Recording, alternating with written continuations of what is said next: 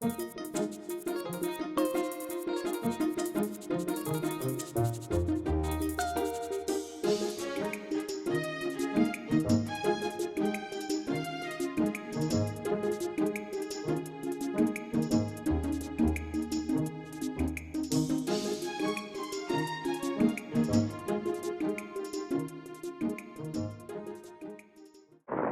evening, everyone, and welcome to the Board of Selectmen September 19th meeting. Do you know that today at 9:19, it was 9/19/19, 9/19. Right, so the calendar date was, so today's 9/19/19, and then at 9:19 a.m. and 9:19 p.m., we were all little fun facts for the day. Right. I would prefer fired. So I will begin the meeting. Today we have an honored guest, but prior to having Representative Garlick just talk to us a little bit about the safety equipment grant that we received thanks to her and the help of many others, I would like to see if there are any citizens' comments. Very quick. Right, so we have a new rule, 2 minutes. Less than that, I just wanted to give everyone an update. There's been a lot of questions about what was going on with Triple E and what we had done or had seen done. Just to let you know, Norfolk County Mosquito Control did ground level spraying at almost all of the streets in Dover and the athletic fields that are controlled by the Park and Rec. We also, of course, had the Department of Agriculture, not having anything to do with the town itself, overspray on Sunday night. I heard one comment from one official today who thought there'd been a killing frost, and I can assure you there has not been. It's going to be warm this weekend, and there will be moisture in the air. You can be assured the mosquitoes will be back. So please continue to use DEET on yourself and permethrin on your clothes. Be careful, and wear long sleeves, and don't go walking in the woods with shorts and short sleeves. End of story. One thing, Jerry, could you mention the concentration of DEET? Yes, one of what's happened, we've seen, is a lot of the local stores have had their DEET exhausted, and they only have the 10 and 12% DEET, which is very ineffective. We're looking for people to use between 25 and 30%, 5%. I can assure you it is safe. We've heard some negative feedback from people thinking it's not. The CDC, in fact, just 2 weeks ago authorized the use of DEET under 30% on infants more than 2 months of age. So I'm sorry, I have to go with the authoritative figures of the CDC and local state health officials. DPH is firmly behind the idea of personal protection measures. Well, thank you very much for the update. If residents are looking for more information, it's available on the Dover website, the Board of Health website, and also you can go, the information you've been sending out, as well as you can go to the Mass DEP, and they have some really good suggestions to protect yourself. And again, we've been attempting to expand the subscription of the Board of Health newsletter. We appreciate all the work that the Board of Health has done. Thanks, Jerry. So now I'm going to turn it over to Representative Garlick, or Mr. Dwelly, are you going to make a presentation with us? No, call the representative, yep. And for the chair? Absolutely. And Denise, I do like that we're both in blue and white today. Referee, your presentation? I believe so, yeah. Just say the word. Okay. I'll give the signal. So I have copies for all of you. Thank you. So first and foremost, I want to say thank you for this invitation to be able to speak.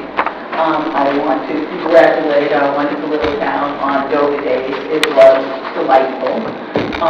It was not lost on me. It did not rain until the very final moments when we could clear the whole pond appropriately. So that was great. So Dover Park and Rec is doing an extraordinary job. And to the Dover Board of Health as well. They are taking the leadership position on Triple E and on the water issues as well, and we are staying in very close contact with them. I know you've got a very full agenda, and I wanted just to give you a budget recap on where we are now. The state budget has been finalized with a vote on July 31st. What you have before you on the first page is the education funding and local aid. I wanted to bring this to your attention so that you can see as in each year that we have moved forward, there is additional funding for Dover as well as for the Dover and Sherburne schools. I bring you news tonight that the Educational Opportunities Act has been released. It is a bill that I will be looking at very closely, but have been monitored carefully so that one of the principles that is held in this bill is that there will be no harm to school districts. But it mobilizes $1.5 billion for the schools of Massachusetts over a period of time and addresses all four elements of that education funding formula, including low-income students, English language learners, special education students, and addresses the issue of transportation. So I will be in touch with all of you as we all understand what the details mean to us. Thank you.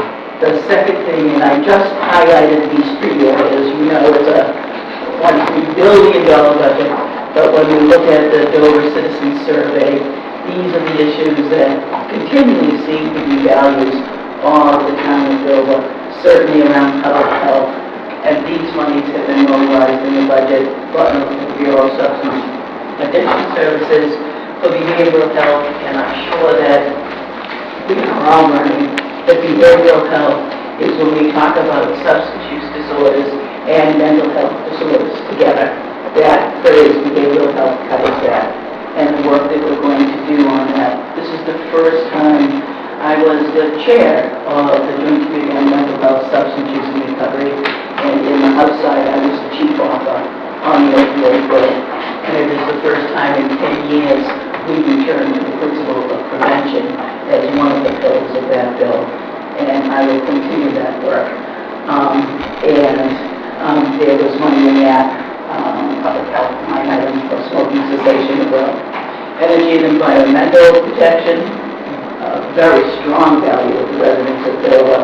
NBC monies not only for state parks and recreation, but environmental protection. The pollinator study, which I heard from many Dover residents, it's fascinating to me. I represent a district that is very policy oriented, and this pollinator issue has resonated with many residents in Dover. And the mosquito spraying, I think we had a great deal to learn after we worked over Labor Day weekend when Medfield had been declared a critical incident for Article 8 and was advocating very strongly for the aerial spray and believed and made the case that the mosquitoes may not know where the border of Dover is. And that it was imperative. Really marked. Imperative that we look at that. And of course, Dover put such a strong values for its seniors and there was money for elder affairs. I wanted to talk to you about the money. I was the opponent of an amendment to mobilize money for Dover for the ambulance levy. I want to congratulate the town, and certainly I was at town meeting when we made the vote to support the ambulance. And for us, that is a hefty amount. I wanted to be able in some way to demonstrate the sense of synergy of the state with the town and to support what it is you're trying to do.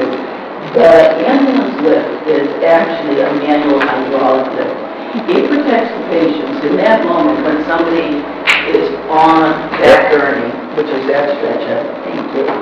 I know it can't jump. When a person is on that stretcher and lifting up, that can be a period of destabilization. Equally, for Dover, we have volunteers who are manning that ambulance, and we want to be sure that we can also protect their health and safety. Yes. So I'm hoping that that ambulance lift is seen in terms of that respect for what Dover is doing about the new ambulance and for the people who man that ambulance and who need that invoice. And actually, when we talked about the ambulance and the components of the ambulance, that was something that the EMTs, it was really high on their list to have a hydraulic lift. And so that partnership between the town and the state, right?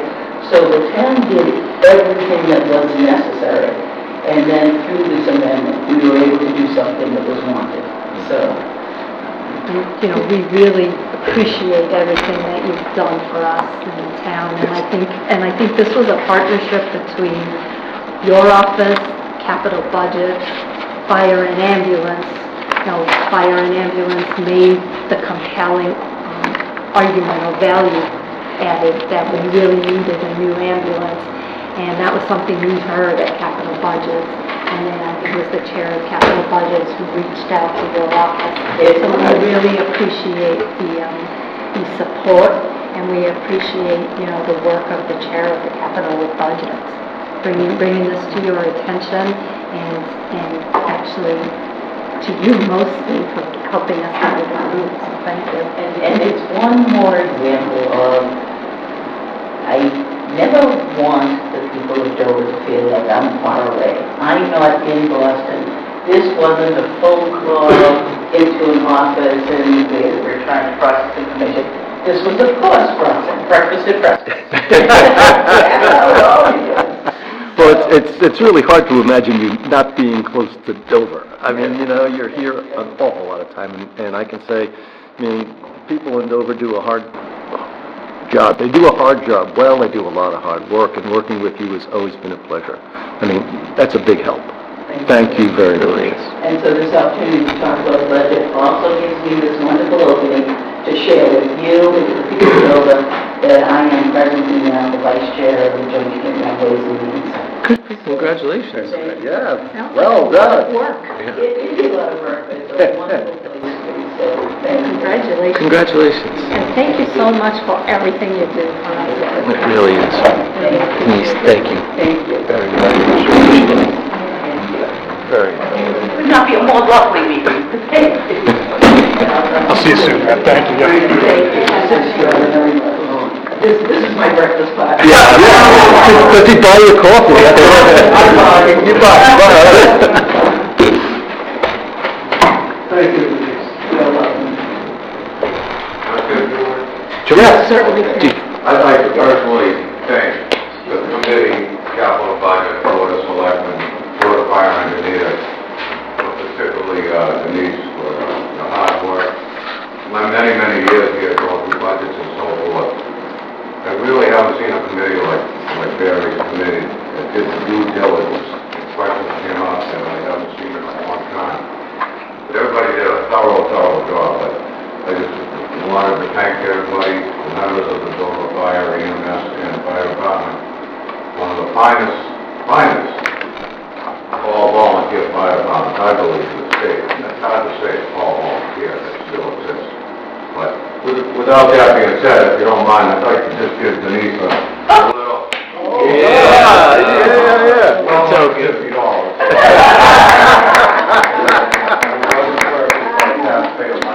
And Denise, it's blue. The Fire Department Association.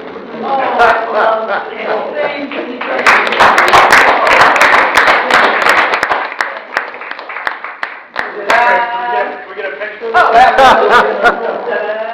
Craig, you want to stand up and... This is not going on next door.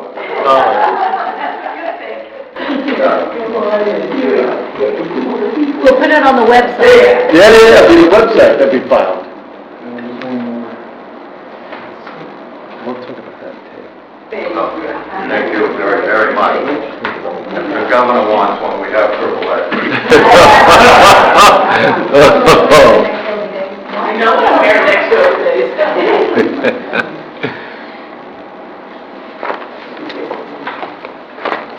Thank you, You know, Denise. just to let citizens know for the record, Barry Goldman, the chair of the capital budgets, is actually here this evening, and he was really responsible for driving this grant, so thank you. Well, it was our pleasure to do that kind of work for the town, believe me. Very well done, Barry. Thank you. So next on the agenda is Chief McGowan, and we had another appointment, I understand. Yes, ma'am. I'm here actually to make a recommendation for appointment for a full-time police officer. Sergeant Aaron Nick has retired after 40 years, I believe, with the Dover Police Department. He's starting next Monday as the police chief up in Maine, so he's looking forward to that. And to replace him, I'd like to recommend Officer Ryan Sullivan. He's been a part-timer with the Dover Police Department since May of 2018. He comes to us fully academy trained, so for the first time in my entire chiefly career, I can ask you guys to appoint him. He can start next week. There's no police academy, there's no fees, there's no assessments, there's no huge outlay. He can start the first part of October. So I'm really happy to bring him on board, and I'd appreciate if the board would consider my recommendation to hire Ryan Sullivan as our next full-time officer. It would not have to be the usual stipulations of the PAT or the successful completion of the police academy, as he's already done that once. So I assume since you're recommending him, he's done a good job. He's done a great job. He's been with the part-time role. If we're stuck and we call him, he comes in, he fits in well with the guys, and just he's already figured out what the doorway is, and he's jumped in with both feet. And that's the one thing I need to compliment you on the police force, you know, the new officers that you brought in really understand this community. And the feedback I get from many citizens is how polite they are to work with and how helpful they are. So really appreciate it. So I don't have any questions. I'm ready to make a motion. No, I move to approve the appointment of Ryan Sullivan as a full-time Dover police officer effective October 1st, 2019. Second. All in favor? Aye. Congratulations, Thank you very Ryan. much. Tell him we expect him the next meeting. There'll be seats available. So we can introduce him. No, yeah, exactly. He came and introduced his family, right? He went, yeah, he did. Is that right? Yeah. Mom and dad. Mom and dad, Yep. his girlfriend as well, right? Yeah, that was very, very well done. So Thank you, Chief. Thanks, Chief. Thank you. While I'm here, do you want to go to the next one? We certainly do. So then the next one is like you're going to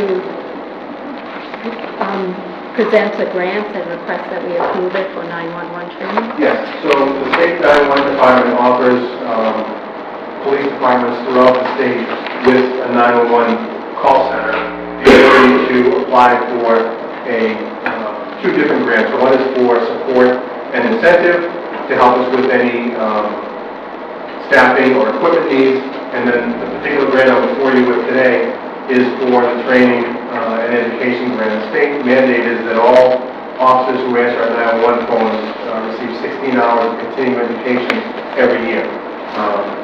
We don't have dispatchers in Dover. Every police officer dispatcher, every dispatcher is a police officer. So that means I have to put the entire department full and part-time through these classes.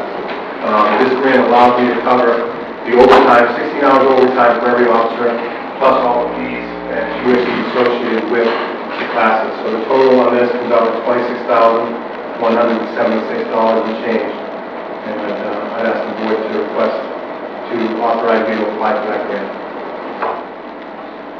So I would strongly encourage you to apply for the grant. Do you have any? No, I would be happy to make the motion, Madam Chair. Move to approve the acceptance of the Commonwealth of Massachusetts grant in the amount of $26,176.76 for the training and certification to satisfy state-mandated continuing education for the officers. Second. All in favor? Aye. Thank you. So the process, I'll get the grant application in. Chief, where do they go? Or is it something you can do online, or is it just a... Last year we did all of it online. This year I'm looking into some online and some either bringing an instructor in or having the option as well. This year they're all up for their PowerPoint certification and then one additional class. Thank you. Thanks, Chief. Well Would you done. like to stay for the remainder of our meeting? Or leave? You can have my seat if you want. You got your meeting at what, 9:19. Yeah. Two of us will be here till 9:19. One of us has to Yeah, leave at yeah. 7:35. Yeah, well, we'll talk about that later. All right, I appreciate Thank you. it. All right. Thanks. Good night. Moving right along, the next item on the agenda is a recycling committee update. And is Chris gonna join you? I don't know, okay, you don't want to delay, so. Right, so we have, You could take it out of order if you wanted to. Okay. so could you both introduce yourselves and then? Sure, I'm Carol Lisbon, I'm a member of the recycling committee, this is Janet English, she's also a member of the recycling committee. I wanted to thank the selectmen for giving us this opportunity to give you a quick update. Janet was here this summer to get you to authorize that new approach to food scraps. It's been in existence now for probably 2 months or so. So Janet was the one that got all this going, so it's Janet that should tell you about the details and the successes to date. Well, it appears anecdotally to be an incredible success. Thanks team is doing great work and working together on the program with Wellesley. We had 5 barrels. We expected initially to fill 2.5 for the beginning of time. We are now filling 4 3/4. We have, at Dover Days, as an example, we have people stop and enthusiastically compliment us on it, show interest in it, and this is everything from very young people, teenagers, high school students, and seniors that I wouldn't think would be able to take care of this themselves. So it's going very well. Wade and Billy, our staff at the transfer station, understand it, report back to us. And so that's been a tremendous success, and it has added to their workload. But residents understand it, they ask questions, there's not, we have signage which gives little, that gives you all the information you need, and we handed out signage at Dover Days. We have it on the town website, and we posted it on Nextdoor and Facebook and in both papers. We continue to have robust town residents using the transfer station. I don't have the figures with me on how we've done it here, but everybody seems to get along and help each other and ask questions. And it's just been, I think it's a tremendous success, and we're growing. And I will say that at our last meeting, we decided some of our future plans, which we will be rolling out as time goes by. And we have a special recycling day. Remember, we have it twice a year. The next one is October 19th. And we'll shredding papers. And we really need to encourage people to shred documents. It's right now. We've had residents throw their tax returns into the newspaper bin. So we're trying to encourage people to understand what they need to do, and we'll work with the council on aging on that as well. And so we'll be shredding, we'll be collecting tires, mattresses, and bikes. And we'll be having a food drive for a place to turn, our local food bank. I really appreciate the update. I have gotten similar feedback on the food scraps program. Families I know that did not use the other program are using this program. They say it's very easy. You know, I know from our discussions, we were concerned that enrollment would go down, but I agree with you anecdotally. It appears that more people are participating in the program. And for those residents that are watching this evening, the food scraps program, you can take your food scraps and you put them in a plastic bag, preferably a compostable bag. It needs to be tied, and as you come around the transfer station where the compost is, there are bins there, and you can put your food scraps in those bins. So it's extremely easy, especially for those, if you were putting food scraps aside, it's another step for you. But if it was something you were doing, it is easy as having them picked up at your home. So I really encourage residents to at least try the program. Now, I use it, and it's very easy and works well for me. I might add that the benefit of the town of Wellesley, which themselves after Janet's research, is that they accept all kinds of food scraps. So eggshells, shrimp shells, Coffee bowls, coffee grounds, so Tea bags. tea bags. A lot of other places they separate out certain food. This is basically everything. And of course, the reason we want to do it is not only because it's environmentally good, it saves the town on tonnage from trash, because food is very heavy, but it's not good for your septic system when food down into a septic tank. So I think we've moved from making it a special issue to just another recyclable transfer station. Plastics, cardboard, paper, metal, and now food. So again, David, we know you took the lead on this and really appreciate all the work that you did. And I would say this is a huge success. Both of you this evening. What a team! So thank you. Thank you both very much. We encourage you to stay for the remainder of our meeting, but if you choose to go and eat dinner, we understand.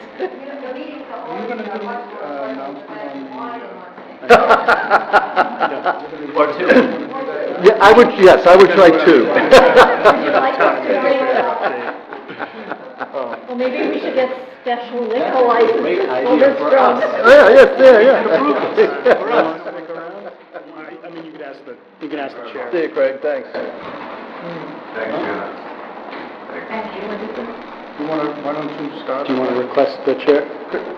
Could we have an announcement on the grants for green communities? Out of order, do you think? Chris and I went to the... Right, we certainly can, and Yes. go ahead. Chris, why don't you start?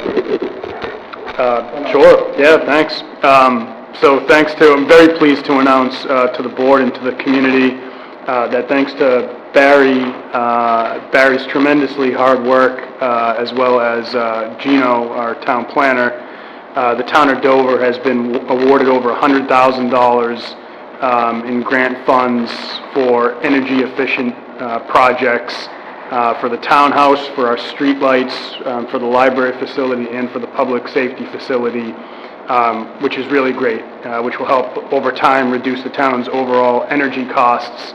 And this is really fantastic. This was made possible because of the town's designation as a green community, which is a designation, we received from the state, I think, a few years back.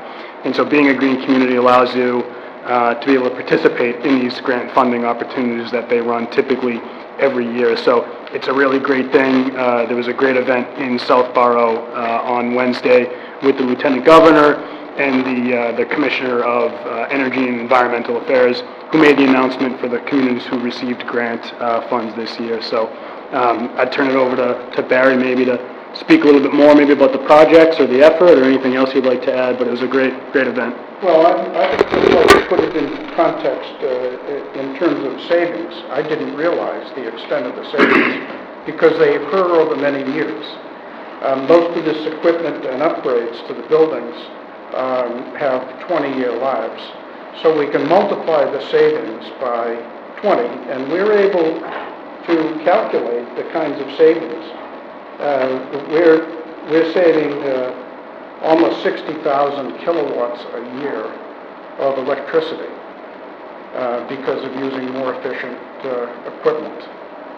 And we're saving 3,600 gallons of oil. And so the total savings, if you use today's prices, amount to $44,000 a year. And so we're times 20. Within inflation. So we paid we're going to pay $21,000 for 20 years of savings at $44,000. Using simple arithmetic, it's $880,000. So we're getting a 40 times return on the amount of money that we're spending. Not bad. Not bad. I wish I could do that all the time. But I think the point is that we should really encourage everybody to participate in ideas for energy savings. The paybacks are excellent. We got basically an 80% grant of the cost of our energy savings measures. And I think it's important for the citizens to recognize that we applied to become a green community, we got the first initial grant. So this was the first year Yes, yes. that we actually went out to apply for additional grants. And we incorporated looking for grants into the capital budget process. And that worked out really well, and it was really the capital budget committee that was driving the departments to look at more efficient equipment. And, I think for the first year, this was a real success. And, we're going to keep encouraging the departments to look at energy efficient equipment, and something that the schools do as well. So I think it was a good move for us to incorporate this into the... Absolutely. And you're right about the schools. There's a tremendous amount of savings that we could achieve at the school level. And, and one of the priorities for us, for the board, is to really have somebody in the Board of Selectmen's office that is a professional, so to speak, grant writer, because that could really help. I mean, Gino did a fantastic job, but we also need to have grant writing skills with some others that work at the townhouse. So I think this all comes together, and I would expect us to continue to be looking for these grants, because they are available and they're helping the environment, and they're reducing our capital investment, but they're also reducing our consumption, and we're investing in more energy efficient items rather than just replacing in kind. I have a slightly different take. So I know that there was a lot of work in the background to try to get our arms around this particular issue. And it did fall to the Capital Budget Committee, mainly because we couldn't figure out who else it should fall on. Thank you. But it made sense. It made perfect sense. How was it worked through the last year? Did you really iron out some of the wrinkles in the process? Well, I think so. I think, timing and gathering information, I think, is the first year is always the most difficult. Yep. And I think everybody is used to it. The committee members now are looking for these kinds of things. We've started very early in contacting the departments. So we expect the departments to come back to us. And we'll go out with another letter to the departments, giving them examples, specific examples of what they can look for in terms of energy savings. Terrific. And I think we'll be contacting the schools to try to give them specific advice also. Okay. It's helpful to the town's residents to know some of the background work that goes on, because the capital budget is a pretty invisible working committee. I mean, you're visible at the presentations and the open hearing and the town meeting, but a lot of work just goes on that sort of floats under the radar. So, kudos to the committee. Excellent participants, members of the Capital Budget Committee. They're incredibly skilled in financial matters. Some of them. Except my predecessor. But it does take a lot of work, but everybody is extremely devoted to it. Good. Thank you. I think it should do nothing but grow. And I think this year, for capital budgets, we really emphasize that we're not against the department's requests. We're just trying the questions we're asking is to try and help them make a better argument for what they're looking for. Right. And, once they recognize that, and we were very transparent with why we were asking the questions and the things we thought they should be looking at. And I think at the end of the day, the success we had with the ambulance, the success we had with the protective agencies building, it's just a new tone and a new culture, and the departments know you're trying to make it easier for them to make the... We don't want to leave any questions unanswered. Right, because we get asked Right. questions. Absolutely. It's, what you've established, Barry, is the methodology that we have been talking about, a process that we've been trying to implement, that we began implementing, well over a year ago, probably 18 months or 2 years or so ago. So it really has, it's been a shining example of, and a job well done. So, thank you. Well, thank you. Thanks for all your help and support. It also goes to the recycling committee. They're doing excellent work as well. Same process, Janet, same process. It's a methodology, and you took a need and identified a great solution, and it's become something that we can just build right into the fabric of what Dover does literally every week. So, thank you. Now enjoy dinner. 2 glasses. 2 glasses. Maybe she'll take me to dinner. Okay, thank you. Okay.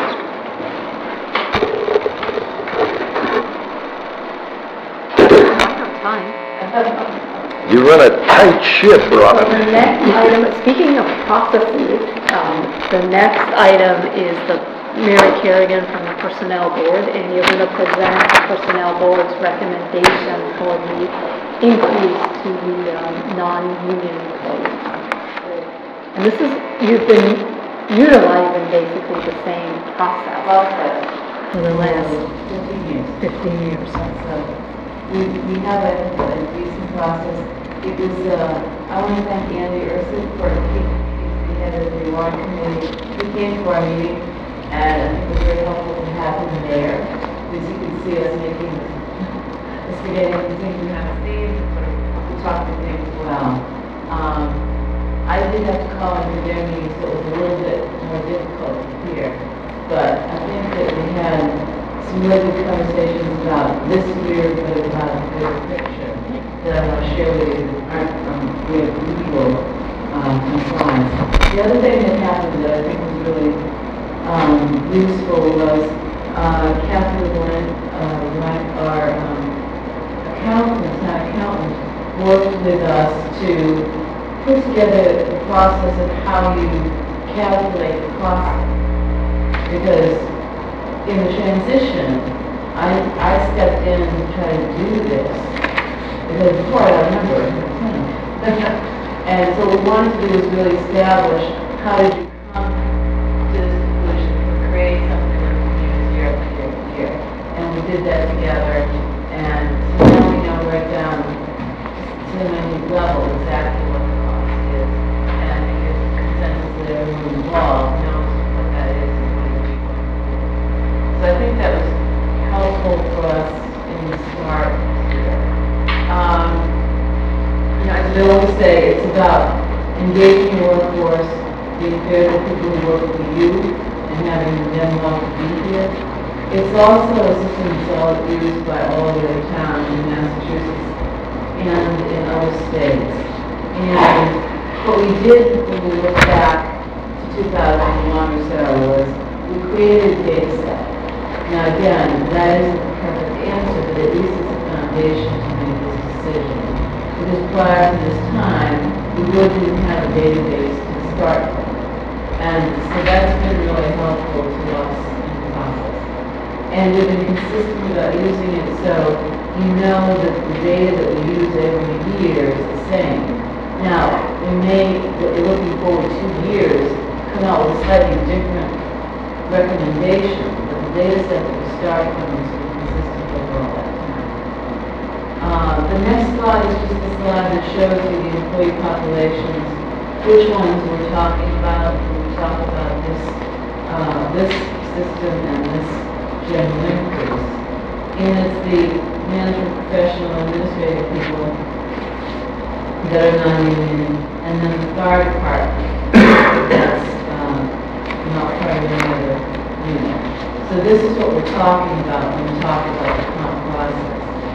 And just as a reminder, there's 2 pieces to the comp plan. One is the step structure.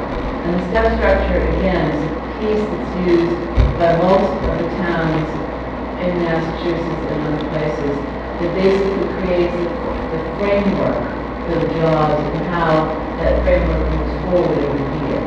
And so the framework is 7.5%. It's using 75% of all employees in Massachusetts.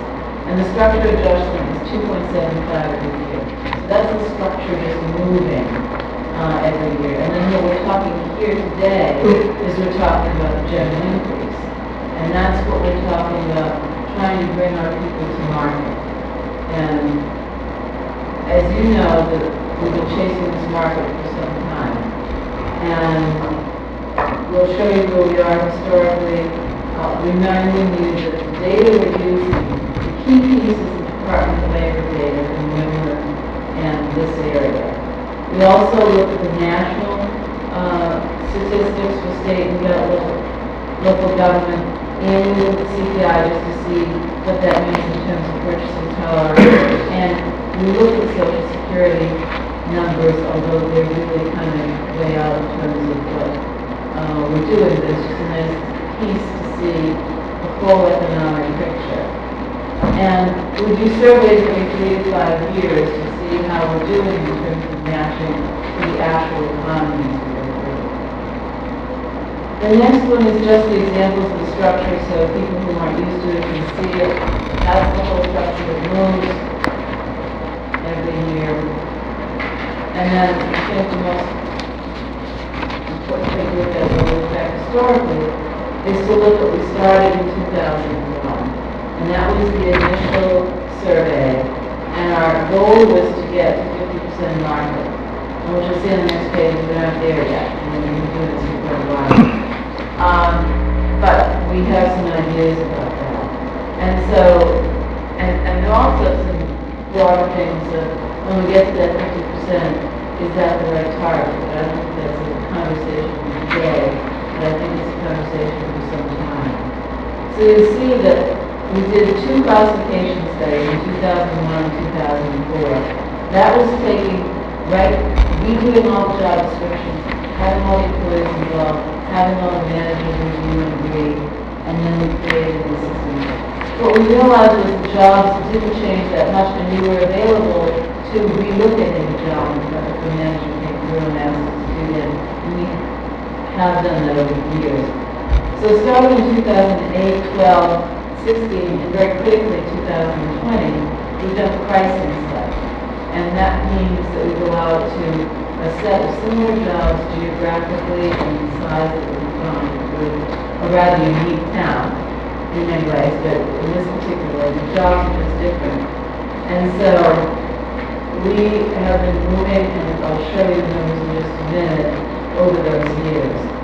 Important issue is that we were told the 2020 budget has a price classification study money in there. And we'll work with Chris to make sure that happens. Whether or not we use the same firm or not, we need to get out there and see where we stand. So we can decide how we proceed. And one of the things in our goals and objectives that we have talked to Chris about and charged him with is looking at job descriptions as well to make sure that they match what individuals are actually doing and also that they fit the need for the town, because we think some of the roles over time have changed somewhat. And I know for new roles, I believe Chris, you spoke to the personnel board about the assistant town administrator role. Monday at 9 a.m. Okay.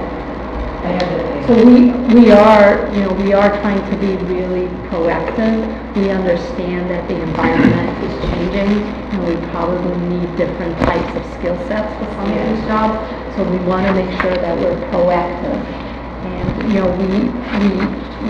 we also have an aging workforce right now. And, some of the things we need to think about is our succession planning and whether or not the job that will ultimately, when the person leaves, whether the job remains the same or whether we need a different kinds of skill set. So we are really trying, and we have charged Chris with being proactive in this area because we understand times are changing. Yes. I think it's important, for Chris to be able to do that, because clearly, in the past, with only one department decided they were thought they should do that, would they proceed to do that, rather than have anybody look across the whole landscape and say, gee, some things are changing, let's us take the initiative and find out, do you think your job is well, and do you think we should talk about this? It was always reactive rather than proactive. And you know, Carl Valente, when he was here as interim, he talked a lot about the need to plan for succession and the need to, you know, evaluate your workforce as well as the job descriptions, just to match, you know, what you need. Maybe not what you, maybe what you need today is different from what you need 5 or 6 years from now, but it's really important to plan for people to leave, because they ultimately will leave. The other thing is, even if it's not leaving, it's if you're looking at it, you may say, oh, we've got to get some classes here, or we've got to get some, you know, Right. rather than just let it sit and say, we want another job role, we really should be looking at, does this person evolve to something different, or just because it should happen? Exactly. Our pool has to match the demographics of a changing town. Yes. And our sample size that we've talked about in years past, those sample size have changed as we've changed. Some have gone in very different directions. We're trying to maintain that culture, and we're trying to maintain the consistency that you've heard. Obviously, you heard Robin and you've heard Bob tonight talk about. We're trying to be proactive, and that's something that we set out 2 years ago, or probably 3 years ago, to really consistently move this process along. So, thank you. So you'll see on this page that we are better off than we were in 2001. We have not met the 50% target, which is a conservative target. So we have this year, we have other years, moved the money a little bit higher to try to chase that number and get it to 50% out. We had a good conversation with the warrant committee, not for this year, but for next year, looking at, and they're asking questions and I'm looking back, that we should look at the jobs themselves, and if there's 2 or 3 jobs that are way behind, we may come back to you and say, we've never done this since the initial year 2001, but we need to do some fixing. And if those are there, let's fix them and move on. So that I think is something that we might talk about next year, if we see that when we do the study. And not expect the general increase necessarily to fix the people who are really behind.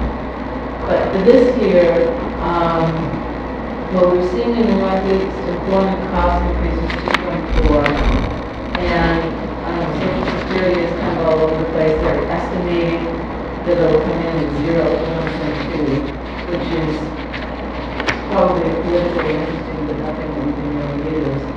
The CPI is 1.6, and the U.S. government is 2.3. So we are coming with a 3% increase. The difficulty we had in the fall is that the warrant committee voted after we finished the meeting, so we're not exactly sure where they stood. I do think they voted 3%, but I don't know that for sure. So our proposal would be 3%. You may need to take a step to try to collaborate with them. I don't know, but I think they were urging us to do something towards the 50%. So I think that we're in a place to move forward with 50%. Mary, when we think of the 3%, should we be thinking the 3% is separate from the 2.7 step increases, the 2.7% step increases? This is the 3% general increase. Right. I know that there was a lot of discussion last year about the 6%, you know, or 5.7% total increase. I can't recall what we did last year to bring it up 3%.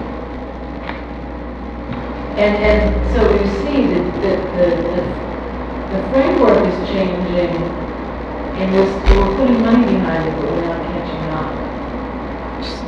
So that's part of it. So why are we, how did we start out behind, and why is it taking so long to catch up? Well, I think it's initially back in 2001. I came in just at that time. I'm not sure exactly how increases were done, in the sense that we didn't have a structure. And so we picked a general increase in this, as I can remember. And since we didn't have a data set, it was really kind of the number of finance and HR would kind of do their thing, and eventually there'd be a magic number. But we didn't have a data set which we created, and we didn't have a structure then. And so we did a big fix then to move us out. But we've been conservative all along to try to catch up with it. So I think a couple of things. The fix was to bring us to the 50th percentile. Right. As But then you have to do more. Part of the fix, we put certain roles got special steps so that they could move more closely up to the 50th percentile more quickly. Because there were certain Compensation for everybody, no matter where you are. but there were special, I remember there were catch-up. That was that first year, yeah. There was a good deal of money put in the first year. Yeah, you do that in private, you do that too when you have it significantly out of step. You There's do that. another element that is hard to quantify. When you're behind mathematically, to catch up, Got to double. you gotta really increase the catch up. Right. So mathematically, it's hard to do. The other part is our workforce, the labor participation at particular levels didn't really change that much. We had a very small sample size. Yep. And the small sample size was at the lower end of the pay scale. Yep. And so it was Because a of bit youth? skewed. I mean, young or, Market and small town and small budget, it just, We offered certain salary levels and people accepted the jobs. So Well, that's market. That's the market. market. Yeah, Essentially, that's it the was a market. It was my words, Mary, probably not yours, it was a small town market, if you think of it in baseball terms or, Yeah. franchise terms. And so we were a small town market, and to get caught up to the general, the average or the median, it's very hard to do, and it requires what seemingly is a big increase when you look at it relative to other increases, certainly that we've negotiated, and the ones that we've negotiated very recently, and the ones we're going to be in the process of negotiating recently. Well, that's why the initial fix, so to speak, was, this one-time catch-up. And in some cases, it was a 2 or 3 year catch-up that was already in the budget. And that's what's really important about this whole process is the pricing study, Mhm. because the pricing study determines whether or not you're maintaining a position or making up some of the lost ground. So the general increase is just another lever that you can pull to help you stay or move towards the goal of being at the 50th percent. so I know this is an incredibly complex set of things to try to work through, because I've done it in private industry, and I've negotiated with Robin's help a couple of school negotiations. And so when you talk about market and comparisons, I'm not sure that as a small town, the market should be the general It is town. Well, I don't know, right? Pricing study is not nearby. So- You don't look at this, when you look at the people in the market that you're trying to hire, But like towns aren't necessarily nearby towns. well, what we use is Mansfield. When you think about from a HR perspective, you look at the market of people when they come to work for you. And so what we chose was the smallish, localish towns around us that we get. So Westwood, Mansfield, and Sherburne, all those kind of towns around here. And so, yes, some of them are more sophisticated in some things than we were. Particularly back then, I think we're changing the law. But I think the problem isn't so much the market, is that, we see 3%, that's a big increase. We're thinking about one salary and one person getting 3%. But what we changed the number, to try to change the numbers to a little bit, is, what's the cost of the increase in the town? And this 3% this year, the cost is $66,907 for 88 people.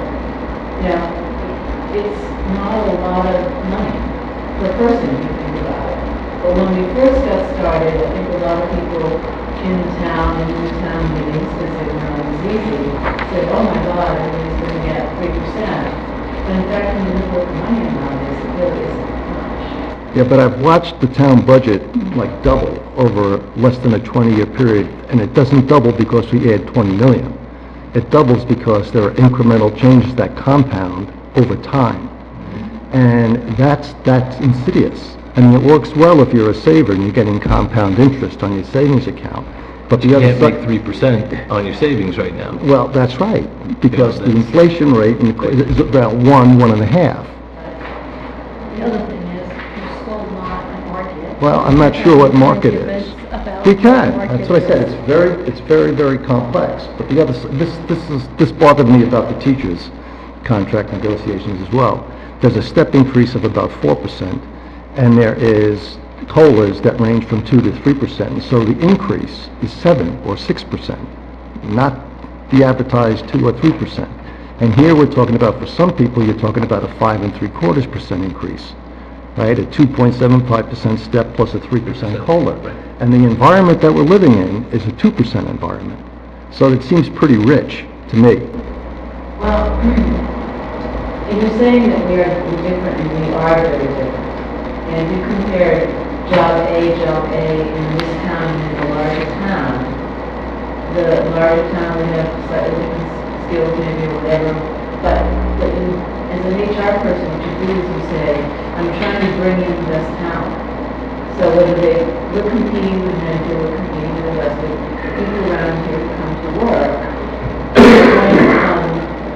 I'm going to make a decision because of the job, because of the town, but also because of the money. So I got two comments. Is there a problem recruiting people? Are we having a problem recruiting people? We used to have a terrible problem, not terrible, but a real problem, and it's moved away. Okay. That it has. Candidly, in the last year, I couldn't give you I think we've done an exceptional job. So I have a couple of comments. Wouldn't you agree? How could I not? Sorry, that was an easy shot to do, an easy opportunity. Okay, but in the private sector, there is wage, we are giving 3% COLAs, and we are finding that we can't get good people in many jobs. And we have to give either starting bonuses, or we have to increase, the pay. So Yeah, but it's a we're different trying- market. But it's, for some of the jobs, yes, for some of the jobs, maybe not really. The municipal market, we know from recruiting a town administrator, that there's a very small pool of individuals that we promoted. We also saw with that, we also saw qualified individuals, we also saw the wage inflation that was resonant in just town I administrators. asked the question and I was told we're not having trouble hiring people. Well, I think you're looking at it as a smaller town should be able to get a person for slightly less money, perhaps, because we're less complex in certain things. No, I don't know. I'm not familiar with this particular market. But I've been surprised, not pleasantly, by the rates of salary increases using the step and COLA that I've seen in the schools. And so, because again, I don't see people in the private sector getting 6 and 7% raises. People get promotions. You have the same thing. You hire an accountant, you bring them in, they're an accountant. If they do a good job, they're going to stay in that job for 2 years. And then you have to promote that. And then when But you presumably they promote take them, on more responsibility, et cetera, sometimes et yes, cetera. sometimes no. I mean, it's not a huge amount of more responsibility. You may have a little more work, but it's just with experience, you have no choice but to COLA up if you wanted to attain it. So we agree. I You get- do have a question. How many people are getting this? Because my recollection is that it was very few. 39, according to the chart. I thought many of them had maxed out. Am I thinking? There's a certain percentage that have maxed out and they don't get anything. So if you're at the top of the range, you don't get an increase. You don't get the COLA. You get a COLA. Everyone gets a COLA, but if you're maxed out at your step, you don't get a step increase. So that's not really a max. Well, no one is ever paid above the max. COLA doesn't let you go over the max. John, thanks. Mary, I apologize, I have a... So, you can't go over the max if you don't get general increases. Understood, but using the 3% as an example, the 3% is calculated on the entire salary schedule. So if you're at a step 10, which is the top, that 3% is calculated to that annual salary. So you would receive the COLA. You're still maxed out, but the COLA increases each year. The COLA increases the salary table each year. That's how the COLA is So that's how the applied. school works. Right, so what's the state? So I The think other end is that's how all municipal. Yes, do it. correct. And having come from a business, typically 4 or 5 years, you can understand how towns work, Right. because it is strange. And there's no, you So- get stock in companies, you get bonuses. But I think, Bob's statement that most people are getting 5.75% is not correct. No, people who are getting step increases and general increases. It's a 5%. Right, but what percentage of that? I It's don't not know. everybody. I know that it's true here, and it's true in schools, and it's a big hit to the budget over time. But this is the municipal environment. exactly and it's right. not changing. Well, and you talk about teachers, that's a whole world in itself, Right. So you have to live in that world. So my issue is to help people understand this, because I wrote an article on it, an op-ed when they did the teacher's contract, and then you come down to what the COLA should be, right? Ultimately, you're asking the board to approve a 3% cost of living adjustment. The data looks like 1.5 to 2 to me. Well, I don't know where you're getting 1.5 because I'm looking at the northeast cost. And I'm looking Well, I at the just look at, here, just look at this list from 2000, and don't look back, look at the last 4 or 5 years. And the highest number, the average is way down. Right, so as Mary had articulated before, this is an art, not a science. I agree. And they were trying to do two things, and one, they were trying to give a cost of living increase, and also understanding that we're so behind. So there have been years where the cost of living increase has been rounded up a little bit to try and make the difference.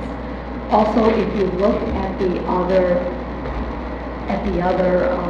union contracts that we've settled recently, which are data points as well, it's more than 1.5% that's been given. When were If you they? look at this, and I don't know if you got a copy of Yeah, this. yeah, that's what I've been looking Look at it, the Boston, New England average over that period of time is 2.36, and the general increase is 2.78. If you look at the CPI Boston Northeast, 2.36 versus 2.78. So if you look at us over time on an average, we're in small digits where our throwing our dart out 2 years to what the average was over those years.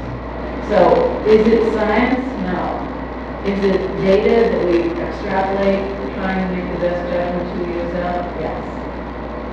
Yeah, it's judgment, I agree. And this would give you, some sense that it's less than a third of a point, the difference is. So, I don't know how to get any more precise when we're doing this for 2001, Which is why the pricing studies become really critical to this exercise. Mary, did you share, just for the record, the warrant committee's recommendation? I don't have it, she doesn't know what it is. Oh, did she? Oh, I'm sorry. So I would, obviously we're gonna end up in a loggerhead here. Maybe it makes most sense to do what Mary had suggested and collaborate with the warrant committee before we take a vote here. So I didn't know if you mentioned it, if I may, Madam Chair. So I saw Andy, the chair of the warrant committee this morning, who expressed to me that the committee voted to support the personnel board's recommendation. Right, so I didn't... Just for the record, yep. I was traveling, so... Okay. Then we can go vote if you want. Or you can I wait, would- it's up to you. There is one bit of information I would like to get is what percentage of the 39 people are still getting steps? And if you could break out step. We have the information. I'm sure you do. We can do that. And then pick it up next time. Yes, I just, for the sake of full transparency, that will likely delay the budget guidance going out by about 2 to 3 weeks. Not saying it's critical, I just wanted folks to know that if that is the case, it'll delay the budget guidance going out because we need that to incorporate into department budgets. Well, that's a really small number, I've been told. Just so folks know. We have this every year, and you get this tight thing where we will wait till, July, try to get the data, and we meet, then meet with the warrant committee, and early September, because we're trying to hit that budget. Is there a way to send the guidance out and just say this is preliminary guidance and then it may be changed? There's, we can give a budget estimate as it relates to salaries, that's certainly possible. Okay? So we have to meet here. 2 weeks. 2 weeks. October 3rd. Okay, yep. So I'll coordinate with Mary, we'll get you that additional I'd data. be happy to have a quick meeting if you want in between, and we can just focus on that data. So if you could get the data just next week, we'd be happy. Schedule a special board meeting for it. Friday meeting. Okay, all right, we can do that. Don't delay anything. Okay, great, We're just traveling on Tuesday, Wednesday. can figure it out. Okay. Thank you. All right, well, I'll see you. Mary, All right, thank you. Mary, Yes. is there a way to check to see how other towns, if they've been significantly below their guidelines, what they did to That's close the gap? that when we do the pricing study, we want them to find that out when they're getting pricing information, you could ask them to put that question in.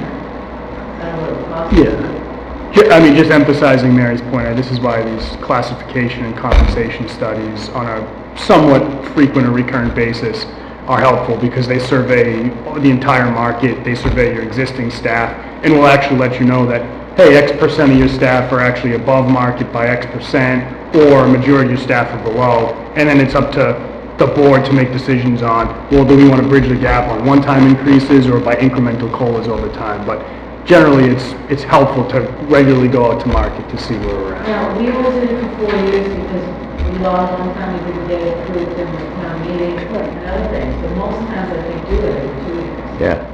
Well, the markets change quickly now. They do. Yeah. And, there's a lot of, we're going into depression or we're going into, whatever. Well, we haven't even talked about that, so if you have any insight, let me know. Yeah. We can take somebody else's house and then we'll go in. Okay, so... One of the things, the schools have a group of towns that they use as comps. Well, Can you each share share those those and like- right, every time.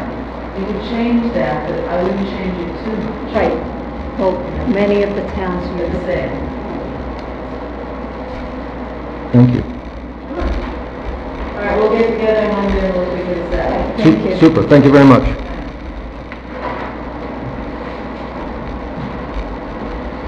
So the next, I think we should be able to get through the other items more quickly. So the next item of business is the fuel oil contract. Yes, Madam Chair, yep. If the past 2 days are any indication, the cold weather is coming, and... It's 80 on Saturday. With this one being an exception. So we want to make sure that we're able to heat our facilities here in town. Bad idea. We had a 3-year contract for fuel oil that expired at the end of June. We went out to bid through a competitive bid process for another 3-year contract. big We received 2 bids, and the lowest bidder, Holliston Oil, was selected. The information's in your packet, and I would just ask the board this evening to allow me to award the contract for heating oil to Holliston Oil. That's a big difference. You know, yeah, it really is. Interesting. All right, you want to do it? From my experience, the second bidder is always higher. From my personal history. Oh, okay. I moved to award the distillate fuel oil contract to Holliston Oil, which is the lowest qualified bidder at a cost of 0.960 cents over the lowest posted daily taker price. Just one correction? Mm-hmm. 0.0960. 0.0960, right. Second. All in favor? Aye.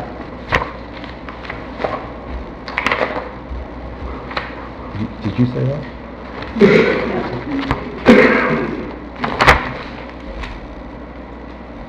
Okay. So the next, I'm ahead of myself here. So the next item of business is the calendar of events. Already. Already, These action-packed, special events. action-packed schedule. Right. So these are our regularly scheduled events working towards our town meeting, which is on May 4th. And then and we work backwards from there. So the capital budgets are due October 11th.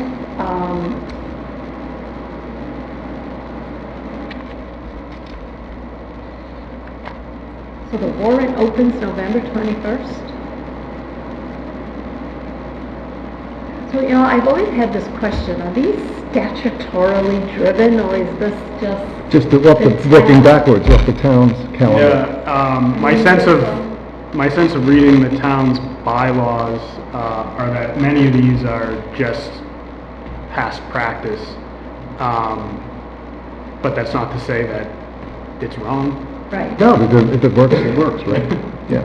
So, it may be, since you're new, going through 1 year with these dates, and then if Yeah, there's if it's things... practical, yeah. If there are things that, from a practical standpoint, make sense to move, then we would love to hear those recommendations. Yeah, I think some of the budget items, just the sequence of events, is potentially something we could look at, but... Right. Am I required to read all the events? No, certainly All right. not. Okay. So do you have any, No, it's okay. all right, so then I move to approve the calendar of events for October 2019 through June 2020. Second. All in favor? Aye. Aye. You So catching should we up? let people know what the deadlines are? Well, we'll post it on the website. so it Yes. should be fine. You sure? Yep. Okay. All right, We don't have any. now we have appointments, and I think you have 3 selectmen that have been really big, right? Okay. But have we figured out who's doing what? I don't think so. Well, we could do We will Chris. commit, right. Yeah, but can we do some of these tonight? If you'd like. I mean, you could do the selectmen appointments, you can do mine appointment. Okay, why don't we do that? Yeah, get us some of Clear the these deck off. on some of these. So let's appoint, I need to appoint Chris Dwelly as the Affirmative Action Officer. Second. All in favor? Aye. Okay. So the Board of Fire Engineers, I can call Jay Hughes. Okay. So the Board of Registrars, we should probably contact the person or ask Yes, permission. put John's name next to that. Okay. He's not here. I am happy to serve on capital budgets again, so. if you And you've done it, nominate me- I can say, as a former chairman, you've been superb. I would really back that up.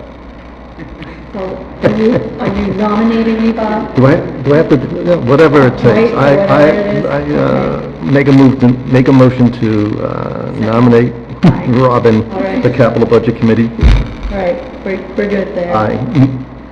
What about, the Carroll Management Advisory Committee? Well, I'll sit with So- that, Okay, so I move to appoint Bob Springett as the Board of Selectmen's appointees to CMAC. Second. And then Bob, as the appointee, do you want to Yeah, figure I'll that out? nominate Valerie Morton for, you want to do that Do you one? want to talk about that? I would assume she, yeah, yep, I'll do that, sorry. All right.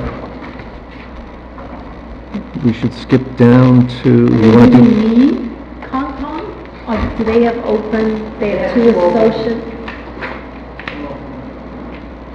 All right, I'll call John. Can we advertise on the website and maybe let people know? We can advertise. Typically, is the process here, these boards and committees should present Right. candidates typically to the board for Right, appointment. right, that's exactly right. So when... Angola, you want to get Jim? So when, I'll talk to Jim, but Wendy Bornstein had called, so maybe we'll let John contact her. because Good I think idea. She's having a hard time with the Fine. cultural Okay. council. So we will have John, I will contact Jim. So this finance committee on roads, I don't know how you officially disband a committee, but it hasn't met in a number of years, and it was somewhat of a redundant committee to begin with. Let me look at your bylaws and other statutes and see if it might just be a board of selectmen vote, but I'll get you an answer. Great. We'll have it on an agenda item for the next time we meet. Okay.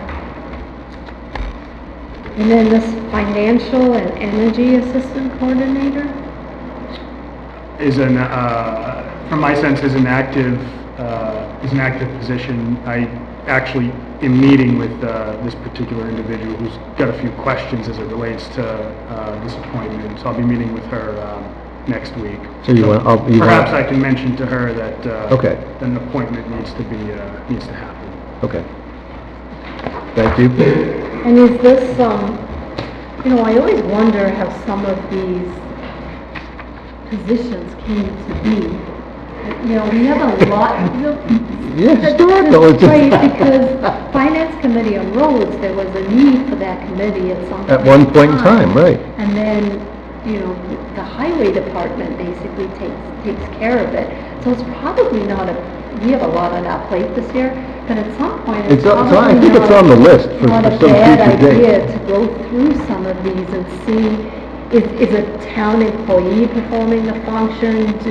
Because we have a hard time getting... Yeah, it's getting more and more difficult, you're Right.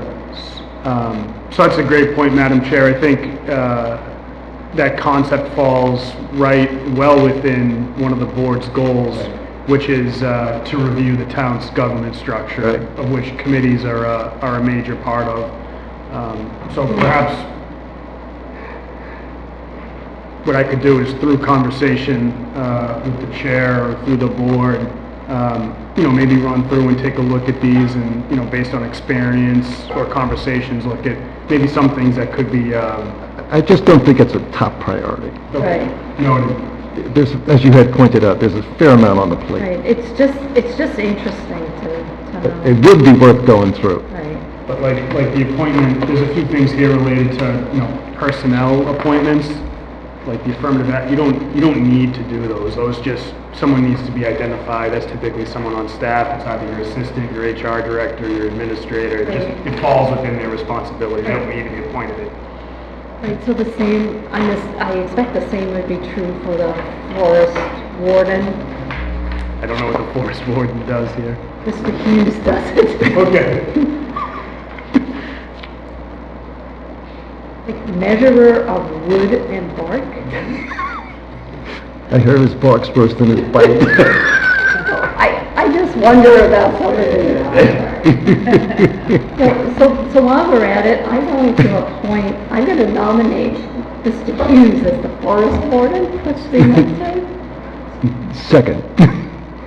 Do you want to make some of these appointments of positions that are in question, or? Oh, you know what, it's a 3-year appointment. Give Why me don't, time. why don't we give you time to look at some of these All right, things? I'm I going to agree. stop this. We got a few done, so we're not that. We're not so bad. All right. Is Craig consistent on the Metro West RTA representative? We're going to let Chris Okay. look into it.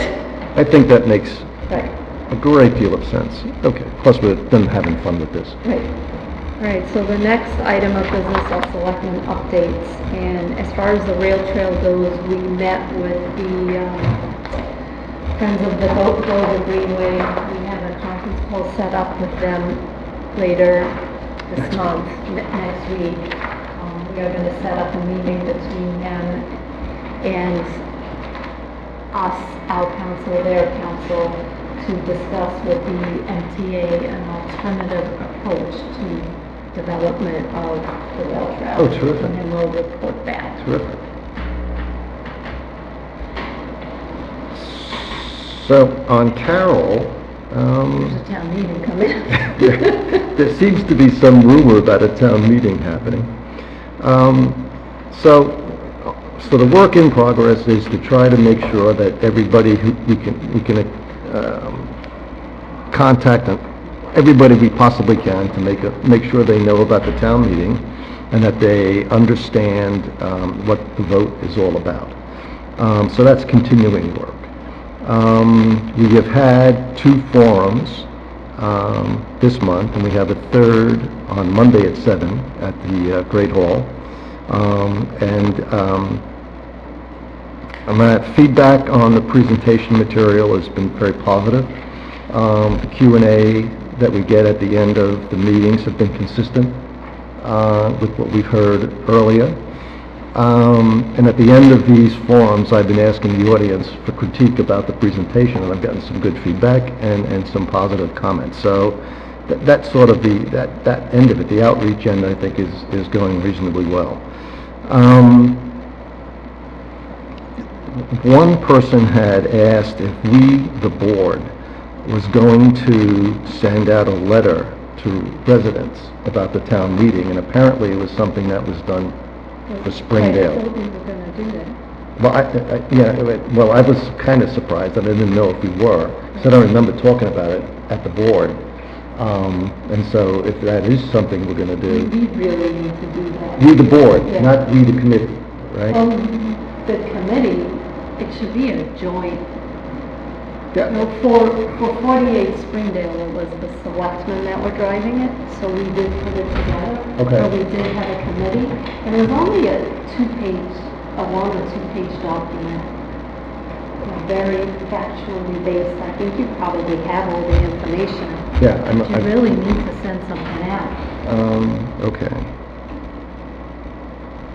So what I will do on this one is I'll draft, give me a hint, is it just sort of, is it just very basic explaining what it's all So- about? Or- Right, so I think what you... Without taking a position, right? Right, so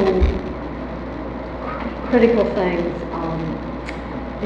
explain, we have 2 warrant articles. I think it's important to explain very briefly the process that you have to embark when building upon when embarking upon a building project. Because I think at town meeting, I'm expecting somebody to stand up and say, I'm tired of all these studies, all we do is spend money on studies. Like, I expect that comment, and you're asking for money for more studies. So I think it's important that they understand that the first step in any building project is this professional feasibility study. Right. Because I'm not sure everybody understands that. So I would make it really brief and then just say, what you're voting on is, so it's a simple formula. 1, if you... You gonna take it on? Actually, I was planning to do a PowerPoint presentation to start the town meeting off on, and I have a draft of that. I need to tweak it, I'll send it to you, it's very brief. But I think what's important is, it's this formula. If you vote for, if you vote affirmatively for warrant Article 1, I have that in my PowerPoint. right, which is, Want me to send it to you? sure. You know, if you vote affirmatively for 1, which is renovation, Right. and you vote affirmatively for 2, which is Yeah. new, You need $205,000. $205,000. Yeah, I have the slides. Okay, It's right. actually part of my presentation. Okay. We shouldn't duplicate. All right. So then the other piece of feedback that I received,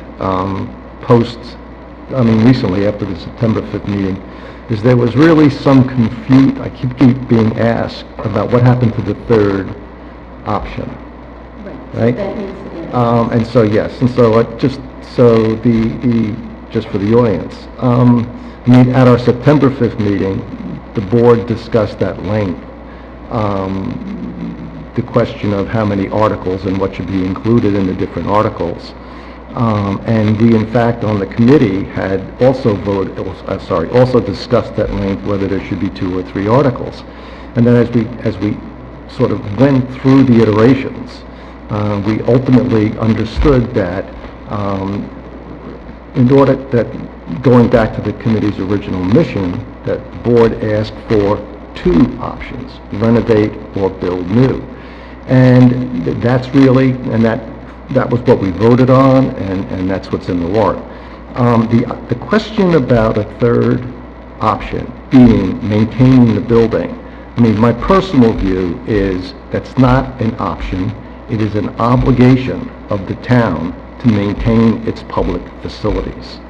And we wouldn't be talking about an option to maintain the schools or the library or the protective agencies building or the townhouse. So it's really not an option.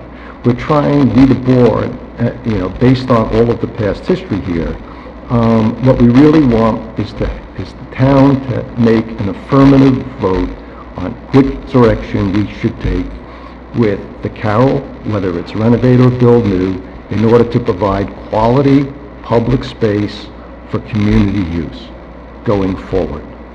So that's the discussion, that's a synopsis of the discussion. We hope we get a real direction from the town at town meeting, and that's why the board at the September 5th meeting voted for the 2 articles. So, and just to elaborate, option 3 is the same option that was presented to town meeting 2 years ago, and it's to address the deferred maintenance on the building. Right. And if the town that votes no on warrant Article 1 and 2, we will use the funds that are available to address the questions that were asked about the various Yes. types of heating systems and what our Yes. choices are with respect to controls, and looking at incentives that might be available. Yep. So that when we come to town meeting in May, we have a comprehensive presentation that can be made regarding the cost for the deferred maintenance. Because Updated. Because ultimately, we are no longer voting on whether or not we want a community center. In the 18 years that we've been looking at it, the Carroll has become a community center. Well, it's an active building, it's used by many people. I think that 25 organizations, 300 renters, we have 2 offices, they run programs, it is community space, yes. By default, the center for the community. Yep, okay, that was my update. If I may, Madam Chair, just for clarification, so the board is seeking staff to send out a letter to residents describing the articles? Well, I was told that when we were doing the Springdale work, that the board sent a letter to all citizens, to all residents, I guess, sort of, just, Did the board take a position on that? No, No. it was just informational. It was very similar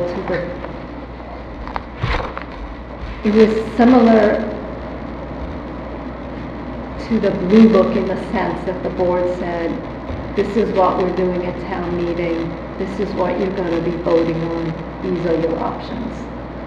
Yeah, so I'll draft something, get it to you, like, you know, next week, Monday, Tuesday, something like that. But I just wanted clarity that the board wanted this to go out to all town residents. Mhm. Because it will take about a week to print. Okay. You know. Right. So we need to get. Yeah, so I'll get it Right. maybe even sooner, but depends on what's going on. But then we do need a meeting for the board to go over that. That'd be great, just shoot an email, right? Yeah. Yeah, shoot it to me email, because that actually works. You could choose not. I lose things. You could vote tonight to say that, you could take a vote tonight to send a letter and also empower Selectman Spring to draft it and issue it. Or if the board feels more comfortable, We did. come back and review it and vote on it. So Yeah, I would feel more comfortable with the board reviewing the letter. So perhaps just thinking of timing, we try to align whatever special meeting that we have for the COLA. Yeah, if we do it next week, we can get it all done, right? Yeah, okay. Let's put the little Add to the deadline on agenda. there. sorry about the extra one. It's all right. Sorry about the extra one. All right. You're up. I'm up. Just a few very quick things for the board. One, as it relates to the special town meeting, just wanted to remind the board and folks that there's a moderators meeting next Thursday, 6:30 PM in this room. We could do that then, too. We We could do it before. then. We could try to align those things if the board. Yeah, that wouldn't be bad. Help with scheduling. Yeah, I like it. No, maybe, because that's at 6:30, maybe we just do it at 6. Yeah, great. No, that works really well. Okay, all right. And thank you for the reminder, because it's not in my calendar. I was just gonna look, because I don't think it's in mine either. As I mentioned during Mary's discussion, the Assistant Town Administrator position description will go before the Personnel Board on Monday morning to get their final approval, and it'll hit the streets Monday afternoon. I appreciate the board's feedback on the position description. I think it's really at a point that it's really robust, it's really great, and I'm really excited to see the types of candidates that would get applied for it. Looking forward to it. I am as well. A couple of quick things as it relates to the tab and some of our items when we last spoke 2 weeks ago. Based on the board's guidance, I'll be moving forward with the IT infrastructure assessment on Friday. We'll get that contract out, and they should be starting that work the following week, which is great. As a reminder, that work is anticipated to take 2 to 3 weeks, and we'll have a really robust. Did you get any other comments coming in from after the meeting? I've not gotten additional comments other than this looks good. Okay. The project manager position, we've, through conversations with staff, through conversations with the tab, through conversations with the board as it relates to the goals, got a really good sense of the kind of immediate priority projects for this role. I will send those to the board and an update via email tomorrow. But this has gotten me to a point where should have a position description to the board. I'd say could be as early as next week, which will be good. Yeah. And then I just wanted to update the full board that we had I had an opportunity to sit with Diana and staff on progress on the website. Had an opportunity to have that discussion with the tab this week about kind of where we were at. And I think there's consensus between staff, Diana working on it, and the tab, and Selectman Spring it being the Selectman's representative on that. And we're really going to ramp up our efforts on the website rollout and make sure that when we do roll out a website that it is that it's robust, responsive, and helpful to the community, provides all the information necessary. So what we discussed is I don't think, in order to do that, I don't think folks should expect a revised website to be rolled out in the next month or so. It's going to take some additional time to do it. Because I think you said the approach was just not really reviewing content, but just moving content over to the new website and not thinking about how you might approach it more easily. Yeah. Right, so it is a much bigger job. But that doesn't, that certainly won't preclude us, especially if we get a project manager in place who's Right. really, I think, really designed to fit as the project lead on this. I can see us getting something out relatively quickly. It just won't be, I think, as quickly as some folks. I am cognizant that this project has been going on for some time, and unfortunately, I had hair and no beard when this started. But I think, with transition of staff, your IT and administration. Yes, sometimes a lot of moving parts, as John would say, or Robin would say, actually. And Did you give, in your conversations with the tab, and perhaps you've already thought this through, did you give any thought to maybe hiring a network, a contractor, just to support you? Yeah, so my sense on this, and I got this from the tab, was that for this particular project, it'd be nice to have staff focused and lead it because of the... Yeah, exactly, because they can work with departments and will continue to work with departments once it's rolled out on continuous content updating, on process and procedures. They'll have that intimate knowledge of the rollout, whereas a contracted individual wouldn't necessarily have that same... That makes a lot of sense, right? Because it's supposed to be dynamic, it's supposed to be updated all the time, and it would be, first of all, it's a great skill for department heads to have, but they should really be charged with updating their pages. So you touched on a couple of questions that I actually had. So one is we have a backlog of work, and we have a backlog of work because we've been running shorthanded for a very long period of time, you really should bake into your plan, or suggest that you bake into your plan, the use of temporary help to get rid of the backlog, because we're not going to have a normalized situation for a while. And so, I know we have money in the budget, and so, where it's appropriate, hiring somebody on a temporary basis to get work done, or even some of the stuff that we've been talking about, that would be, I think that would be really, really good thing to do. Mailing the selectmen's letter. Including, yes. So just to your point, and I've heard that loud and clear, and the board indicated their support 2 weeks ago to allow me to move forward to look at some contracted support as it relates to a lot of those HR needs that need to be off the deck. So we're Even putting help for Diana, she's been running around. It's just and I appreciate that support. And then the other, Robin mentioned it, I think, just a minute ago. When we get to a decent website and we start talking about content management, it is a big Megillah. I've looked at, almost haphazardly, I've looked at different things, and almost every page I come to, it's old, dated, stale information. And so it may very well be an opportunity to bring someone who knows this content and sort of, English, and can write and convert this stuff. It may be a good opportunity to help us get out from under. So I think the selective use of temporary help is something that should be an arrow in our quiver, at least for the next year. Then we should be back up to staff, back trained, and we should be ready to rock and roll. And just two other just very quick things, if I could. I just wanted to give two thank yous. One to Mark Galoni for the wonderful job he did, and Nicole and his team on Dover Days this past weekend. Yeah, they could have done something about the rain. About the rain, I know. Yeah. But it was really I avoid the rain. stoked.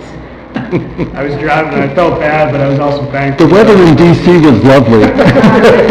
But Denise was right, it was right at the end, like people were starting to Leave anyway, right? The kids were it just poured. It came down. But I just wanted to thank Mark and Nicole. They did a wonderful job, and he even gave me a quick wrap-up of things after on Monday, which was just a really great thing, so. Sounded like it went really well. Kudos to them. Did you get a 0 to 0, 3 zeros? I have not T-shirt? I haven't gotten any Dover swag yet. Chief Hughes is giving out these fire department t-shirts, and hey, where's mine? Get more respect, as they say. Speaking of Chief Hughes, I just wanted to recognize him and Chief McGowan. We received a really nice letter from somebody who had happened to get in a car accident here in town a couple of weeks ago. It was pretty significant, and that individual just sent a letter to them thanking them for their prompt and professional and courteous service at the scene. A lot of their work is a matter of life and death, and it's really nice to see when you get letters from people who are really appreciative about their service. So I just wanted to thank them. And he was a firefighter himself. Oh, In Dover or in another town? Another town. That's all I have. okay. Thank you.